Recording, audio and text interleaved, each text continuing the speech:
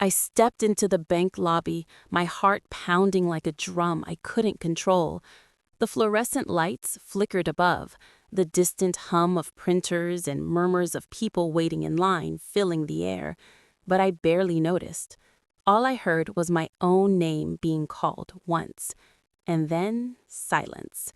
The clerk behind the counter didn't look at me. Her fingers hovered above the keyboard, frozen. I leaned forward, squinting at the screen. 0. Every penny I had saved over decades, every sacrifice, every skipped vacation, every extra shift I had worked to provide a better life for my children, gone, wiped out in an instant. I felt my knees weaken, my chest tighten, my hands shook as I gripped my passbook like a lifeline, though it offered no comfort. My phone buzzed in my pocket. Hope flared. Maybe it was a mistake. Maybe someone would answer. I unlocked it. Read receipts. No replies. Every message I had sent. Ignored. Seen but dismissed. I looked around the lobby. People were staring. Not openly, but enough to make me feel exposed. A couple whispered behind me. A man shifted uncomfortably, pretending to read a brochure. I wanted to disappear. I wanted the floor to swallow me whole. The betrayal hit harder than any loss I had ever faced. This wasn't just money. This was the people I had trusted the most, the children I had raised, nurtured, protected, and sacrificed everything for. They had erased me. I sank into the nearest chair, feeling the weight of decades of love and hard work crushing me. I remembered all the nights I had stayed awake, counting bills, worrying about their future, working through illnesses and layoffs. And now, nothing. Every effort, every struggle, every tear I had shed for them felt meaningless. The sounds in the bank, footsteps, beeps, whispers, seemed deafening. My life savings weren't just gone. The people I loved, the ones I thought would care, had abandoned me while I was still alive. I tried to call them. The line rang and rang. I sent messages. Silence. Not even a word. And in that moment, humiliation and fear collided in my chest.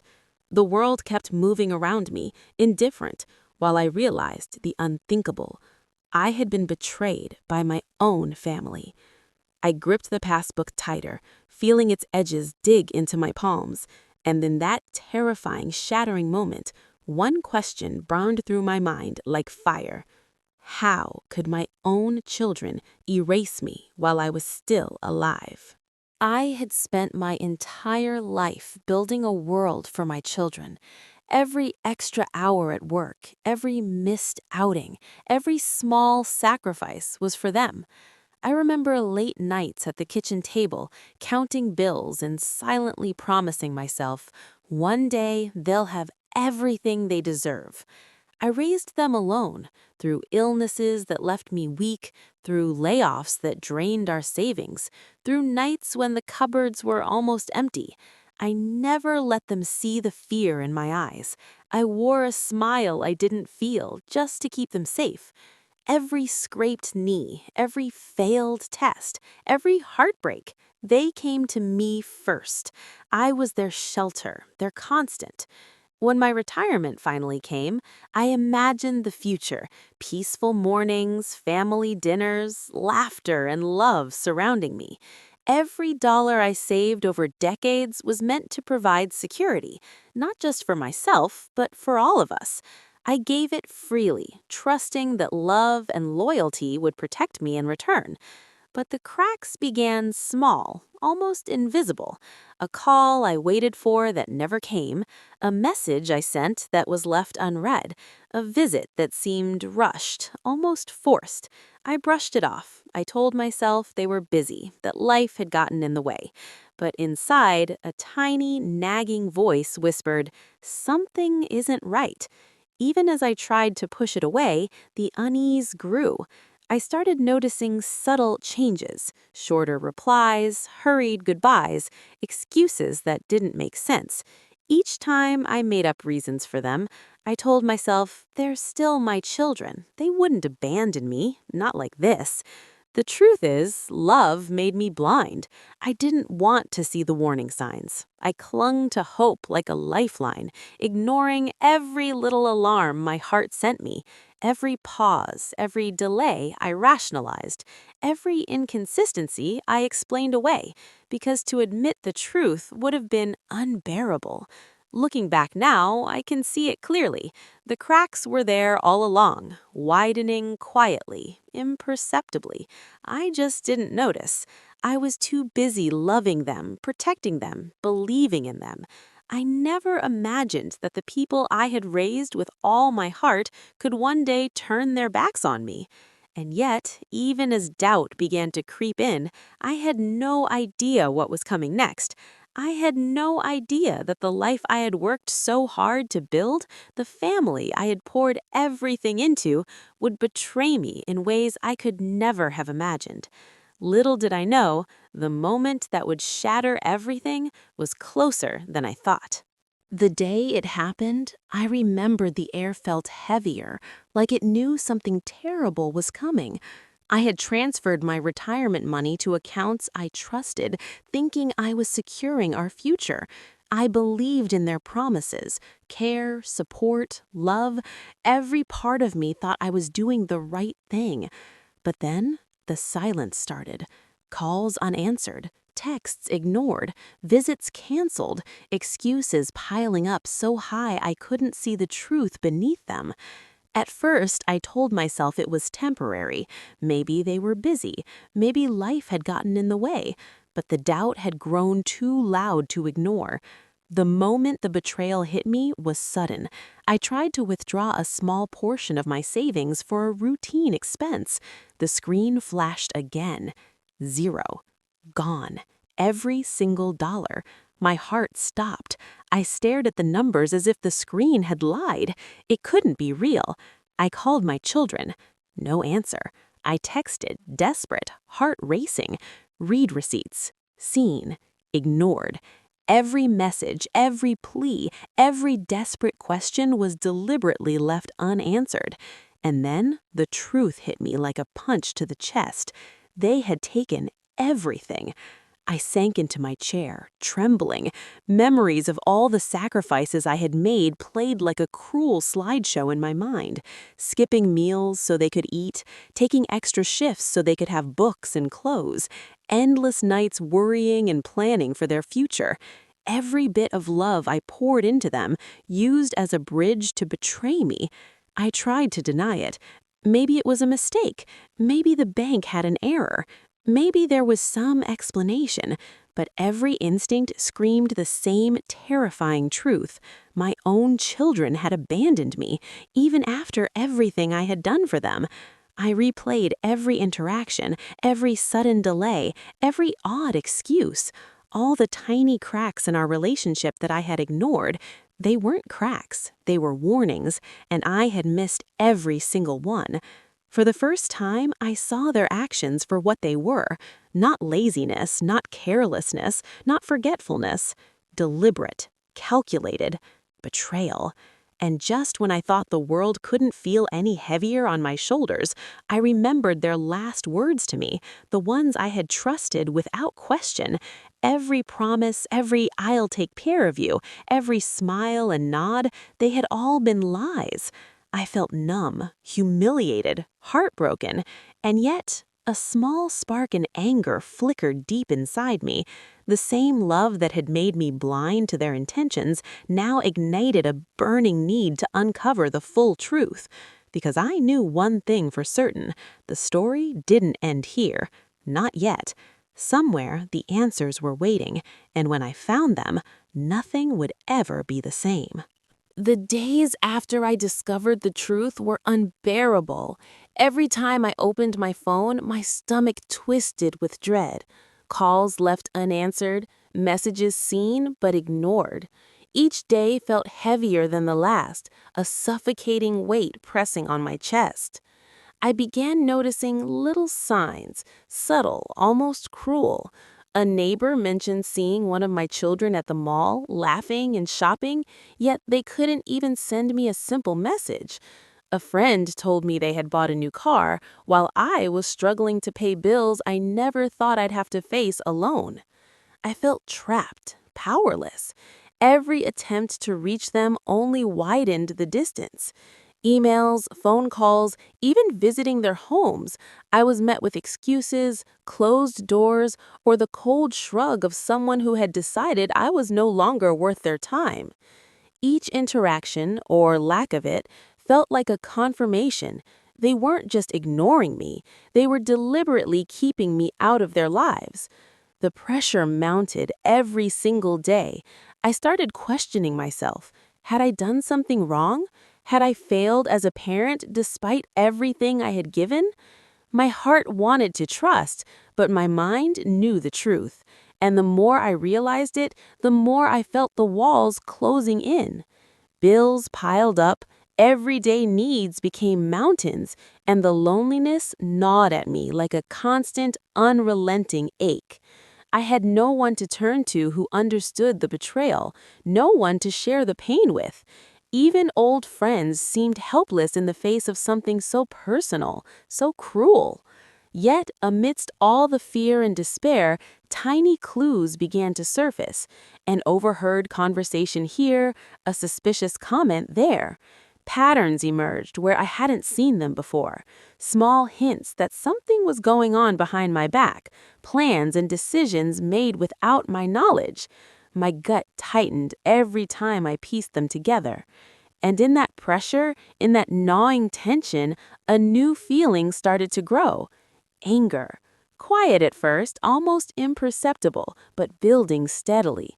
The same love that had made me blind to their betrayal now sharpened my focus. I realized I couldn't stay helpless forever. I knew I had to uncover the full truth. I didn't know how or when or what I would find, but I felt it deep in my bones. The story was far from over. And as I sat there, staring at my empty accounts, the silent phone, and the closed doors, one thought repeated itself in my head, cold and relentless. They thought they could erase me, but I wasn't finished. Not yet. I couldn't stay silent any longer. Weeks of unanswered calls, ignored messages, and cold shoulders had built a storm inside me I could no longer contain. I decided to confront them directly, not politely, not quietly. I needed answers. When I arrived at their home, my hands shook, not just from fear, but from the weight of everything I had been holding in. The door opened, and there they stood, smiling politely, pretending nothing had changed. But I could see it in their eyes, the impatience, the annoyance, the thinly veiled arrogance. I demanded to know where my money had gone. I demanded to know why they had abandoned me. And that's when it became clear. They weren't ashamed. They weren't apologetic. They didn't even pretend to care. Their voices were cold, clipped, as if I were asking for something trivial. One of them sneered at me, mocking everything I had done, everything I had sacrificed. The words cut sharper than any blade. "You really think we owe you anything?" My chest tightened, my hands trembled. Every memory of sacrifice, every sleepless night, every struggle I had endured to raise them, reduced to this single cruel remark. I felt my heart break in a way I never thought possible. But beneath the pain, a fire ignited. I realized that anger and heartbreak could no longer be separated. They had underestimated me. They had thought my love and patience would keep me silent, that I would quietly accept the betrayal. But standing there, facing them, I understood something vital. I was not powerless. I still had control over what came next. The tension escalated with every passing moment. Every dismissive word they spat only fueled the determination burning inside me. I could see it, small cracks appearing in their arrogance, though they tried to mask it with haughty smiles. I knew the confrontation wasn't over. It had just begun. Even as I left their home that day, my mind was racing. I couldn't forget their cruelty. I couldn't ignore the betrayal. But now, for the first time since discovering the truth, I felt a sense of clarity. I wasn't just a victim anymore. I had a chance to uncover the full story, to expose the lies, to take back what was stolen. And as I walked away, a thought echoed in my head, louder than any heartbreak or anger. They may have tried to humiliate me, but the next chapter was mine to write. Just when I felt completely cornered, when the despair and anger threatened to consume me, something unexpected happened. A letter arrived in the mail, plain and unassuming, yet it carried the weight of everything I had been missing. I hesitated before opening it, half afraid of what it might contain, half hoping it would finally give me the answers I so desperately needed. Inside were documents, receipts, and messages I had never seen before, evidence that my children had made decisions behind my back, hidden from me at every turn. Every transfer, every move, every excuse suddenly made sense. The betrayal was deeper than I had imagined, but now it was visible, undeniable. For the first time, clarity replaced the panic. The confusion, the fear, the helplessness, they all began to fade as the puzzle pieces aligned. I realized this wasn't just a personal attack. It was a calculated attempt to erase me, to make me feel powerless.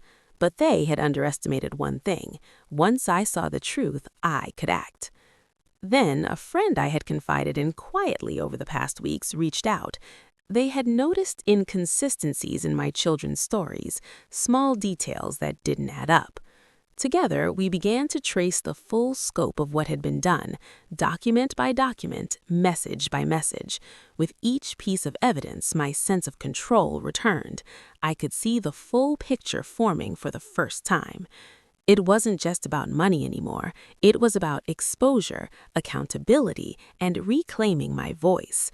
I felt a shift deep inside me. Fear no longer ruled. Instead, a quiet confidence began to grow. I could confront them, not as a desperate parent, but as someone armed with the truth. For the first time since the betrayal, I felt hope. Not the naive hope of the past, but a sharp, determined hope, a realization that I still had power over my life and the story I would tell. The imbalance had shifted. The ones who thought they controlled me were about to face a reality they hadn't prepared for. I spent the night going over every detail, every clue, every hidden message. The anger that had burned so intensely now focused like a laser. I knew what I had to do next. This wasn't revenge yet, not the kind they expected, but it was the first step toward reclaiming what had been taken, toward exposing the truth. And as I sat there, surrounded by the evidence, one thought echoed through my mind loud and clear. They thought they could break me, but now I held the cards, and soon they would see the consequences of their betrayal. The day I decided to confront the full truth, my heart was pounding. But this time, not with fear. It was a mix of anticipation, rage, and the quiet power that comes from finally knowing everything. I gathered every document, every message, every shred of proof that had been hidden from me, and I prepared to lay it all bare. I went to the place where everything would be undeniable, where the lies could no longer be hidden. The confrontation wasn't just about words anymore. It was about evidence, exposure, and reclaiming my dignity. As I began to present what I had uncovered, I saw the faces of my children change. The arrogance, the dismissive smiles, the casual cruelty, they all faltered. Every excuse, every lie, every betrayal they had thought would stay buried came crashing down around them. I didn't yell. I didn't plead. I let the proof speak for itself. Every transfer, every decision made without my consent, every call ignored, every cruel word, it was all there, irrefutable. Their guilt became visible in the slightest twitch, the smallest glance, the forced composure that was failing by the second. For a long moment, silence filled the room. Not the empty silence of indifference, but the heavy, suffocating silence of truth finally meeting denial. And then, the words I had waited to hear. acknowledgement, stammered apologies, attempts to justify what couldn't be justified. But it was too late. The betrayal was exposed. The power had shifted completely. They could no longer pretend. The people who had tried to erase me, to humiliate me, to strip me of everything, were now facing the consequences of their own actions. I felt a rush of emotions all at once: anger, heartbreak, vindication, and above all, relief. The weight that had pressed down on me for so long, the fear, the loneliness, the helplessness, began to lift. I realized that justice doesn't always come in loud, dramatic moments. Sometimes it comes quietly, with evidence, with truth, and with the undeniable realization that betrayal can be confronted and overcome. And in that moment, I understood something important. I didn't just reclaim what was taken from me.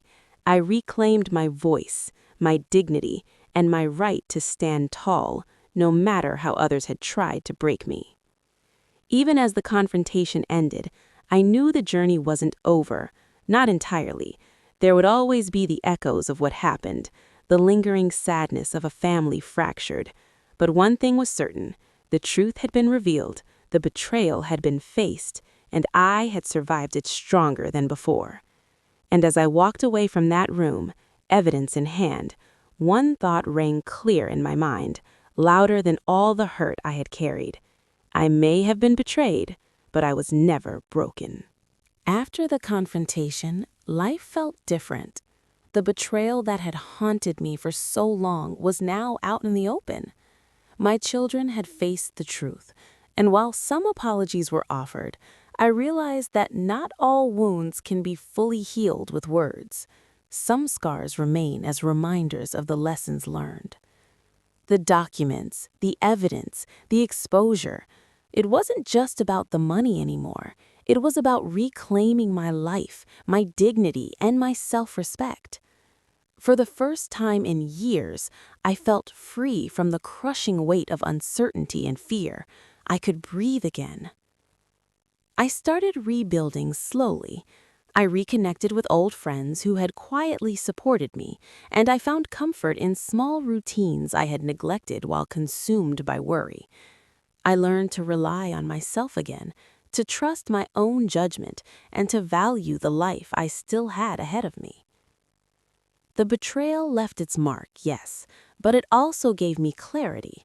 I could see the people who truly cared, who had stood by me quietly, offering support in ways that didn't require grand gestures. I discovered resilience I didn't know I had, and a strength born from surviving heartbreak and deception.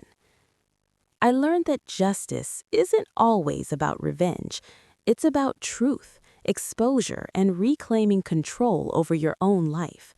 And while some relationships can never be the same, I could still choose how much power they had over me. There were moments of sadness, moments when I would look at old photos or remember promises broken, but each time I reminded myself that I had survived. I had faced betrayal, humiliation, and abandonment, and I had come out stronger. Most importantly, I found peace in knowing that I had acted, that I had uncovered the truth, and that I had refused to let anyone erase me. My life wasn't defined by their cruelty, it was defined by my courage to confront it. As I sit quietly now, reflecting on everything, I feel a mix of sorrow and empowerment. Sorrow for what was lost, but empowerment for what remains.